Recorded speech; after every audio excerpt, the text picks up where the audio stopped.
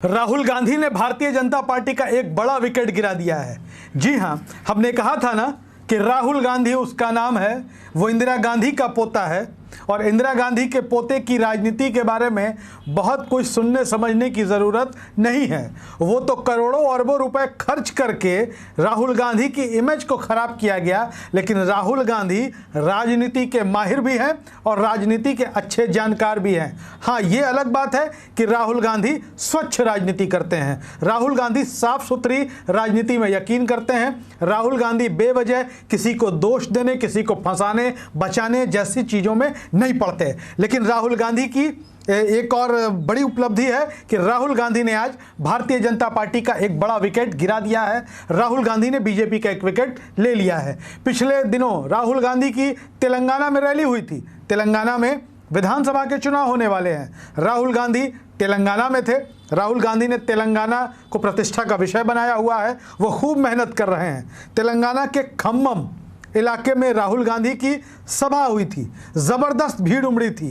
राजनीतिक विश्लेषकों ने कहा कि उधर भारतीय जनता पार्टी महाराष्ट्र में एनसीपी को तोड़ रही थी, इधर राहुल गांधी तेलंगाना में रिकॉर्ड तोड़ रहे थे। रिकॉर्ड टूटा, ज़बरदस्त भीड़ उमड़ी राहुल गांधी की रैली में। रैली देखने वाले प्रत्यक्षदर्शी बताते हैं कि हाल फिलहाल के पिछले 5-7 सालों में तेलंगाना के राजनीतिक इतिहास में इतनी बड़ी रैली नहीं हुई थी जितनी बड़ी रैली राहुल गांधी की हुई। और राहुल गांधी की इस रैली के बाद से भारतीय जनता पार्टी में बेचैनी थी, घबराहट थी, भारतीय जनता पार्टी में परेशानी का माहौल था। और बीजेपी ने अपने प्रदेश अध्यक्ष तेलंगाना के बंदी संजय कुमार को हटा दिया है। जी हां, यह राहुल गांधी की राजनीति का इफेक्ट माना जाएगा कि राहुल गांधी तेलंगाना में एक्टिव होते हैं। राहुल गांधी की जबरदस्त रैली होती है और राहुल गांधी की रैली में पीएम पीएम पीएम के नारे लगते हैं। आपने देखा होगा जब नरेंद्र मोदी की सभाओं में मोदी मोदी के नारे लगते हैं तो वो भाषण देते देते शांत हो जाते हैं। लेकिन राहुल गांधी ने अपने कार्यकर्ताओं से, कांग्रेस के समर्थकों से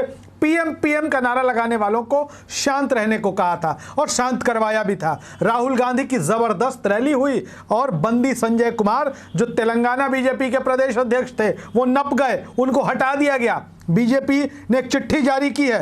अरुण सिंह जो नेशनल जनरल सेक्रेटरी हैं, राष्ट्रीय महासचिव हैं बीजेपी के, उनके नाम से एक चिट्ठी जारी हुई है और सांगठनिक नियुक्ति के बारे में बताया गया है। हम आपको बता दें कि बंदी संजय कुमार को तो हटा दिया गया है, लेकिन अब राहुल गांधी का जो इफेक्ट है, जो कांग्रेस का इफेक्ट है तेलंगाना में, उससे लड़ने भिड़ने और टकराने के लिए नरेंद्र मोदी के मंत्री को मैदान में उतरना पड़ा है। जी हां, केंद्र सरकार के मंत्री जी किशन रेड्डी अब तेलंगाना बीजेपी के अध्यक्ष होंगे।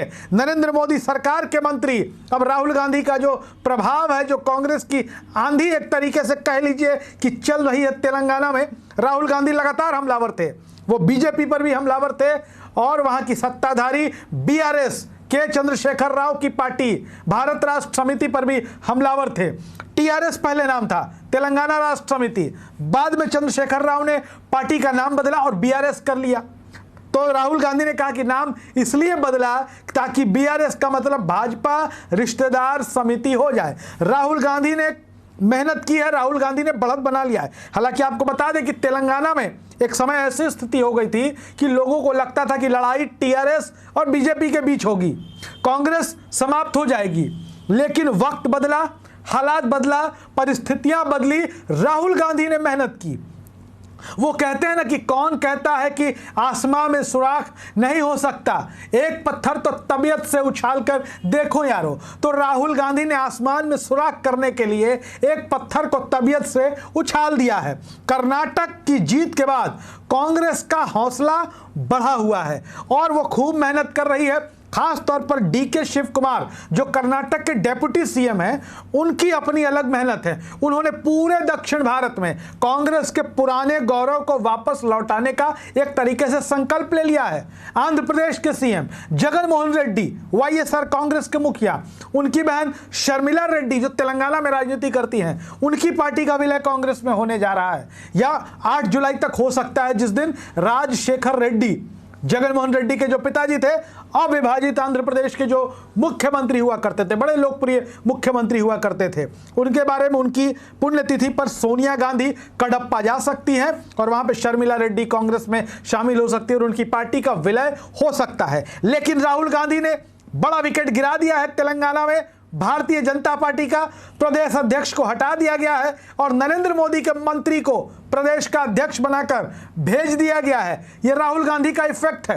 राहुल गांधी का समय एक तरीके से लगता है कि आने वाला है। धीरे धीरे देश की राजनीति में राहुल गांधी सधे कदमों के साथ आगे बढ़ते जा रहे हैं और किसी ने ठीक कहा था एक वक्त में कि राहुल गांधी को हल्के में मत आंकिए। राहुल गांधी लंबी रेस का घोड़ा है। राहुल गांधी लंबी राजनीति करेंगे।